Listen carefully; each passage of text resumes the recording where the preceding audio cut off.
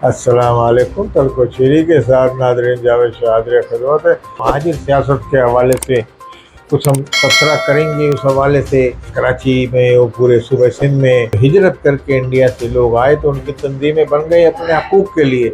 लाजमी उनके हकूक़ हुकूमत या जो जब्त कर रही थी या उनके साथ उनको हकूक़ नहीं दिए जा रहे थे, इसके बिना पे वो तंजीमें बनी। तो सबसे पहले ये मसला आया उर्दू की ज़बान का।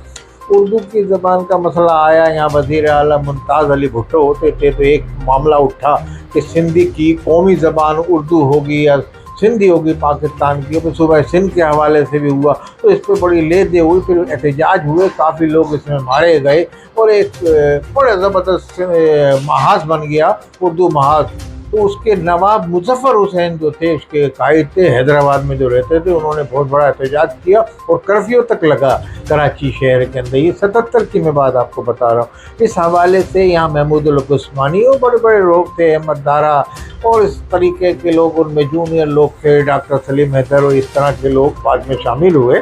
तो मेरा कहने का मकसद ये है कि महाजिरों के जो हुकूक के हवाले से महाजिर तंजीमें काम करती रही हमेशा से और इसमें तंजीमें आती रही।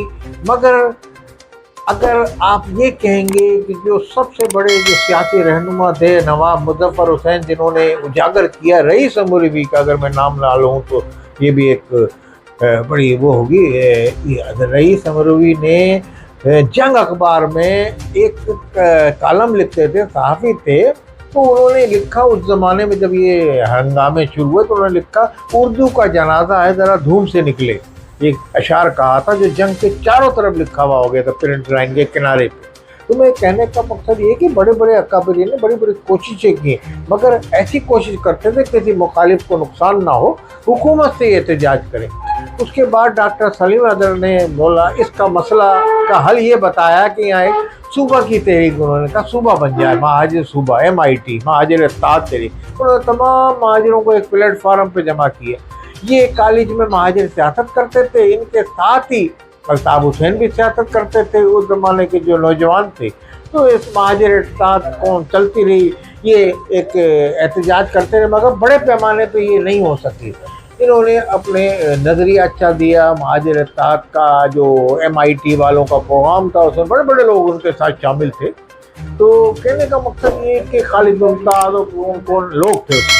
तो कहने की बात ये आती है कि मगर अल्ताफ़ हुसैन ने जो महाजिरों में एक रूह फूंकी, मैं ये समझूंगा, तो वो एक उरूज पे पहुंच गई और MQ बन गई APMSO के बाद। फिर उस पर ये सिर्फ ये है कि उनके, मगर फिर इसमें एक तशद्दुद का एलिमेंट आ गया। तशद्दुद का जब एलिमेंट आया तो उसने ये किया कि जाने ज़ाये हुई, मुखालिफ कौमों से झगड़े हो गए या करवा दिए गए। तो ये एक, मगर इसके बाद हुआ ये कि MQ का एक नाम हो गया, महाजिर कौमों में उनके हवाले से एक तंजीम बन गई और ऐसी हो गई, उसकी दहशत हो गई सूबा सिंध के बड़े शहरों में, हैदराबाद, कराची, इसमें, और उनके सेक्टर बन गए। सेक्टर भी इस नहेज पे बन गए जैसे सेक्टर इंचार्ज, और सेक्टर इंचार्ज बादशाह होता था।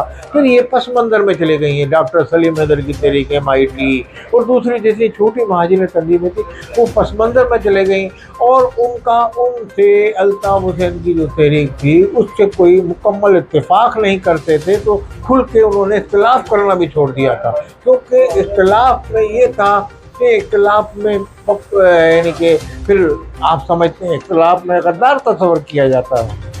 गद्दारी की सज़ा आपने देखा था, यहाँ जो नारे लगे और ये हुआ वो सब एक तारीख का हिस्सा बन गया है MQ की महाजिर तारीख का। तो इतने ये बड़े बड़े पस मंज़र में चले गए। बड़े बड़े ऐसे रहनुमा थे महाजिरों के जो महाजिरों का गुण गाते थे, महाजिरों की आवाज़ बुलंद करते थे किसी सियासी पार्टी में रह के। इसमें मोहसिन भोपाली थे, वो शाह नूरानी थे, ये दूसरी पार्टियाँ थी इनकी, मगर वो उस पर करते थे बुलंद। अब डॉक्टर सलीम हैदर ने इंटरव्यू में अभी हाल ही में कहा कि जनाब महाजिर तंजीमें तो बहुत सी थी, अब जमात अगर आती थी, अफगानी साहब आए तो उन्होंने महाजिरों को रखा, मगर जमात के महाजिरों को। MQ आई तो MQ तो उन्होंने अब वो खुल के उन्होंने इंटरव्यू दिया, जो पहले कभी उन्होंने ऐसी बातें नहीं कही। अब वो कह रहे हैं अल्ताफ़ हुसैन में तनकीद कर रहे हैं और उनके साथियों पर भी तनकीद कर रहे हैं कि खालिद मकबूल के हवाले से उन्होंने कहा कुछ बातें تو ہم ان کی کسی بات سے اتفاق نہیں کرتے یا وہ اختلاف بھی فل نہیں کرتے، کافی باتیں صحیح بھی کہہ رہے ہیں اور کافی باتیں ان کی تسلیم نہ کرنے والی ہیں۔ تو اسی طریقے سے میں یہ سمجھتا ہوں کہ بہرحال چاہے منفی پیغام گیا یا مثبت گیا، مگر الطاف حسین کی جو جماعت تھی اس کے بننے کے بعد مہاجروں نے سر اٹھایا اور مہاجروں کو ایک عوام جو تھے وہ دیکھنے لگے، حکمراں بھی ان کی جہاں ان کا مرکز تھا یا 90 کوئی بھی اس کی ڈیوڑی پہ آنے لگے، اور کون سا حکمراں نہیں آیا، کون سے ملک کا کنٹری کا سفیر نہیں آیا۔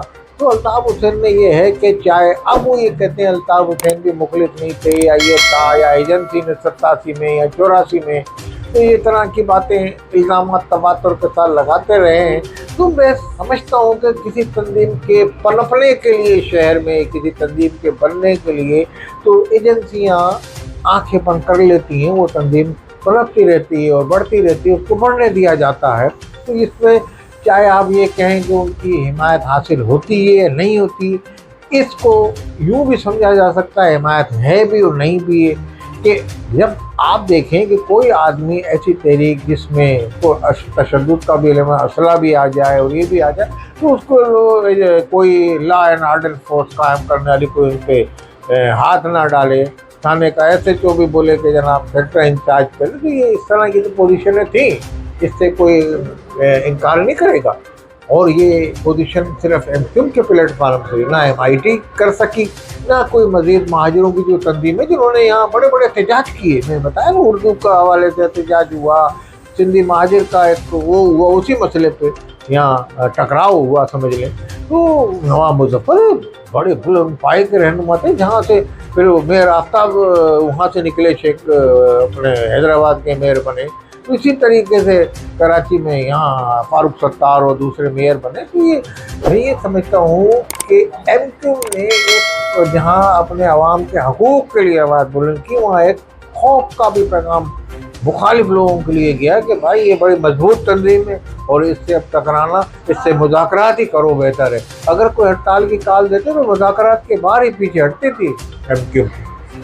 اب اس میں مخالفین کہتے ہیں کہ انہوں نے مال لے لیا، بریف کیس لے لیا، کہ رحمان ملک وہاں چلے گا، تو یہ بہت ساری باتیں زد و عام ہوتی رہیں، مگر اس کی تصدیق کہیں سے بھی نہیں ہوئی، اور آج بھی MQ قائم ہے۔ اور الطاف حسین کو بہرحال ایجنسی نے اپنے حوالے سے جو کریش کیا، پھر آپس کے ان کی وہ جیسے سلیم حیدر کہہ رہے ہیں کہ انہوں نے گندے ایسے رکھ دیا تھا، ایک ہی دانا دشمن سے بیوقوف دوست سے دانا دشمن بہتر دشمن رکھ لیتے، تو وہ کس کی طرف نشاندہی تھی ان کی، تو یہ ایک الگ بات ہے۔ مگر بہرحال اس زمانے میں وہ کارکنان سب اشاروں پہ چلتے تھے، MPA اشاروں پہ چلتے تھے، MNA اشارے پہ چلتے تھے، مگر بعد میں ایسے حالات پیدا ہو گئے کہ وہ تنظیم اب مختلف گھروں میں تقسیم ہے، مہاجر تنظیم، اور مہاجروں کا اس وقت وارث کوئی نہیں ہے، مہاجر اپنے مطالبات کے لیے آواز بلند کرتے ہیں، ایک دائرے میں MQ پاکستان ان کے مطالبات کے لیے وہ کر رہی ہے، کوشاں ہیں حکمراں جماعت کے ساتھ رہتے ہوئے، اور اپنے ایک دائرے میں رہ کے بہرحال معروضی حالات کو دیکھتے ہوئے، سیاسی سوجھ بوجھ سمجھتے ہوئے مصطفیٰ کمال اور یہ سب فاروق ستار لگے ہوئے ہیں۔ تو اب کہنے کا مقصد یہ ہے کہ اب آپ دیکھیں کہ کس حد تک یہ کامیاب ہوتے ہیں، اور مہاجر حقوق کی تنظیمیں مہاجر میں ان کا اتحاد بہرحال وقت کی اہم ضرورت ہے، اور میں یہ سمجھتا ہوں MIT نے مہاجروں کا محدود پیمانے پر اتحاد کیا تھا مگر سلیم حیدر نے، تو میں سمجھتا ہوں مہاجروں کو آج بھی ایک پلیٹ فارم پر تمام اختلافات کو، تنظیموں کو بالائے طاق رکھتے ہوئے ایک پلیٹ فارم پہ جمع ہونا چاہیے، اور قتل و غارت گری اور اس طرح کی جو وہ چیز ختم ہونی چاہیے جو ماضی میں تھی، اس میں نہیں ہو، تو آپس میں اتحاد رکھیں، دشمنیاں ختم کریں، اسی میں مہاجروں کی بھلائی ہے اور اردو اسپیکنگ کی بھلائی ہے۔ ہم تو تجزیہ کر سکتے ہیں، فیصلہ آپ کے ہاتھ۔ السلام علیکم ورحمۃ اللہ۔